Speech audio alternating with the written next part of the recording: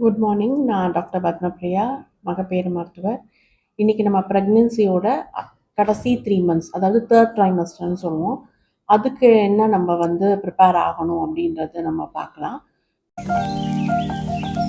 இதில் என்னென்னா frequent antenatal checkups வரும். ஏற்கனவே நம்ம மந்த்லி வச்சுருந்தோம். இப்போ ஒன்ஸ் இன் 2 வீக்ஸ் நம்ம டாக்டரை பார்க்கணும்.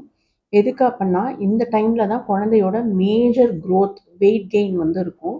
ஸோ நம்ம உங்கள் டாக்டர் நம்ம அப்டமன் பால்பேட் பண்ணி கரெக்டாக இருக்கா, க்ரோத் நல்லா இருக்கா, உங்கள் மூமெண்ட்ஸ் நல்லா இருக்கா அப்படின்னு பார்ப்பாங்க. தேவைப்பட்டால் ஸ்கேன் பண்ணி பனிக்கூட நீரோட அளவு பார்ப்பாங்க. அதாவது ஆம்னியாட்டிக் ஃப்ளூவிட் அப்படின்னு சொல்லுவோம். பனிக்கூட நீர் குறையக்கூடிய சான்ஸ் இன்னுமே வரக்கூடிய காலங்களில் இருக்குது. ஸோ அதை மானிட்டர் பண்ணிவிட்டு குழந்தையோட ஹெல்த்தை பார்த்துக்குவாங்க. அதே மாதிரி முக்கியமாக பிபி பார்க்கணும். ஏன்னா இந்த டைமில் நிறைய பேருக்கு பிபி ரைஸ் இருக்கும்.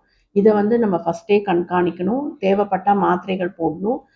ரெஸ்ட்டு சஜஸ்ட் பண்ணுவாங்க. ஸோ இந்த அட்வைஸ்லாம் நீங்கள் கேட்கணும். அதே மாதிரி அனீமியா ஸ்க்ரீனிங் இதெல்லாமே நம்ம ரொட்டீன் ஆன்டினேட்டல் செக்கப்ஸில் வரும். ஸோ கண்டிப்பாக நீங்கள் டாக்டர் சொல்கிறத கேட்டுக்கோங்க. ஏன்னா இது குழந்தைக்கு நம்ம ஆயத்தம் ஆகும் டெலிவரிக்கு.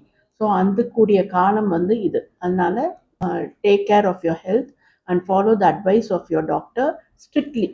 Thank you.